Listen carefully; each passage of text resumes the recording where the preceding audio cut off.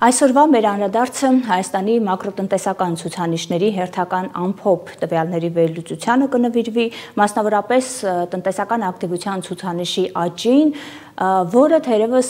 իրավունք է տալիս անվանելու նաև հետաճ, պայմանավորված այն հանգամանքով, թե ինչ արագ տեմպերով է դանդաղում նույն տնտեսական ակտիվության ցուցանիշի աճը։ Եվ որպեսզի այս գնահատականները տեսական չհնչեն, առաջարկում եմ զուգահեռաբար միասին ուսումնասիրենք մեր առաջին պատկերը, որտեղ հենց այդ ցուցանիշների եւ նաև որոշակի տենդենսներն են ներկայացված։ Մասնավորապես 2025 թվականի փետրվարին, 24 թվականի փետրվարի համեմատ տնտեսական ակտիվության ցուցանիշն ավելացել է 1.5%-ով։ Այս ցուցանիշը հաջորդում է հունվար ամսվա 7.1% աճին, այսինքն անգամ ամբողջական այս համախառն ցուցանիշի համատեքստում մենք աճի դանդաղումն առավել քան ակնհայտորեն տեսնում ենք։ Պետք է նշել, որ կուտակային աճի տեսանկյունից հունվար-փետրվարը 24 թվականի հունվար-փետրվարի նկատմամբ ավելացել է 4.1%-ով։ Էլ ավելի մտահոգիչ պատկեր է, ինչպես միշտ ենք մենք անում, երբ բացում ենք ցուցանիշը եւ փորձում հասկանալ կառուցվածքում որոնք են դերակատարները, լոկոմոտիվ ուղղությունները, որոնք ապահովել են այդ աճը եւ առավել եւս մտահոգիչ հանգամանք, որոնք են այն ուղղությունները, որոնք հակադարձ նպաստումն են ունեցել, այսինքն որոնք են անկումային ուղղությունները եւ այս պարագայում ինչքան բարձր է այդ անկումը։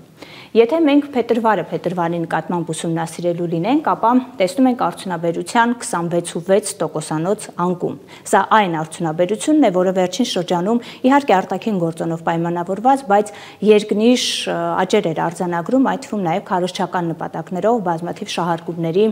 առարկա դառնալով։ Շինարարությունը, առևտուրը եւ ծառայությունները շարունակում են մնալ այն ուղղությունները, որոնք նպաստում են տնտեսական ակտիվության ցուցանիշի աճին, թեև կարելի է ուրախանալ այդ հանգամանքից, որ գոնե կան նման ուղղություններ, որոնք շարունակում են նպաստել, սակայն ցավալին այն հանգամանքն է, որ դրանք դեռևս արտաքին ազդեցությունների իներցիայի ներքո են եւ ըստ էության դրանց հիմքերը եւս որևէ կերպ կայուն չեն։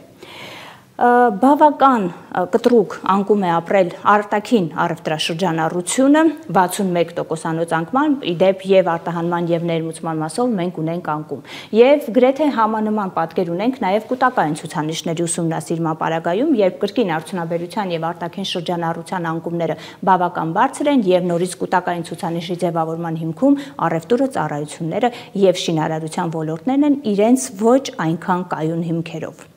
Մեր հաջորդ պատկերը որոշակի տենդենսների ուսումնասիրությունն է, սա եւս սկզբունքային դիրքորոշում եւ մոտեցում է մեր կողմից ցուցադրելու որոշակի ժամանակի ընթացքում վարքագիծը ցուցանիշի, ըստ այդմ նաեւ կարողանալով այդ ժամանակային համեմատության հիման վրա որոշակի կանխատեսումներ անել։ Եվ ըստ էության դիտարկել ենք 12 ամիսների կտրվածքով 12 ամսյա փոփոխություն, այսինքն ամիսը նախորդ տարվա նույն ամսվա համեմատ տնտեսական ակտիվության ցուցանիշի ցուցադրած ուրեմն գրանցած արդյունքները եւ դրանց միտումները։ Իհարկե յուրաքանչյուր ամսվա մասով մենք ունենք որոշակի վայրի վերումներ, այսինքն աճ, ապա նորից աճի դանդաղում, պայմանավորված ըստ էության ժամանակավոր որոշակի ազդեցություններով, բայց ընդհանուր առմամբ 2024 թվականի մարտի համեմատ այս տարվա փետրվարի այս տարբերությունը ընդհանուր առմամբ կորը ցուցադրում է անկման տրենդ, ինչը ըստ էության նաեւ հնարավորություն է տալիս մեզ հետագա անկման շարունակականության վերաբերյալ կանխատեսում անել։ Իդեպ կուզեի ուշադրություն դարձնեք 25 թվականի փետրվարի ցուցանիշի վրա, նորից հիշեցնելով, որ այն 1.5% մակարդակում էր, այն հանգամանքը հատկապես ընդգծելով, որ 2024 թվականի փետրվարին, 23 թվականի փետրվարի համեմատ մենք ունեցել ենք 17.2% տնտեսական ակտիվության ցուցանիշ։ Սա պարզապես եւս մեկ անգամ ընդգծելու, թե որքան մեծ դանդաղման ներքո ենք մենք գտնվում։ Ինչի մասին են ընդհանուր առմամբ վկայում այս ցուցանիշները։ Հասկանալի է, որ մենք այսօր ունենք արտաքին ազդեցությունների թուլացում։ Նաև պետք է նշել, որ այս զարգացումները կանխատեսելի էին։ Իդեպ անընդհատ պարբերաբար նշելով կանխատեսելիության սկզբունքը որևէ կերպ չկա միտում ըստ էության ուրախանալու իրագործված կանխատեսումից շատ ավելի ցանկալի սցենար կլիներ, եթե այս վատատեսական կանխատեսումները հերքվեին։ Սակայն ցավոք սրտի դրանք ոչ միայն չեն հերքվում, այլ նաև իրենց բացասական միտումներով եւ բացասական միտումների արագությամբ իրականում եղած կանխատեսումները եւս որոշակիորեն այսպես հաղթահարում են ճակերտավոր ասված։ Եվ բնականաբար հետևությունն այն է, որ իսկապես մեր տնտեսության եւ տնտեսական աճի հիմքերը որևէ կերպ կայուն չէին, այսօրվա գեներացվող աճի հիմքերը եւս որևէ կերպ կայուն չեն, ինչը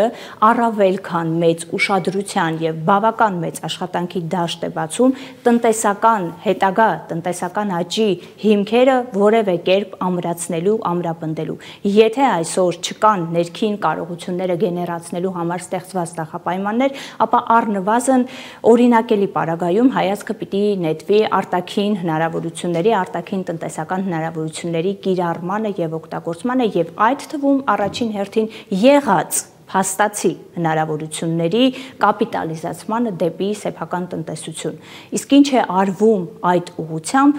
իրականում ակնհայտ է բոլորին եւ ըստ էության այս զարգացումները եւս լրացուցիչ մտահոգություններ են հաղորդում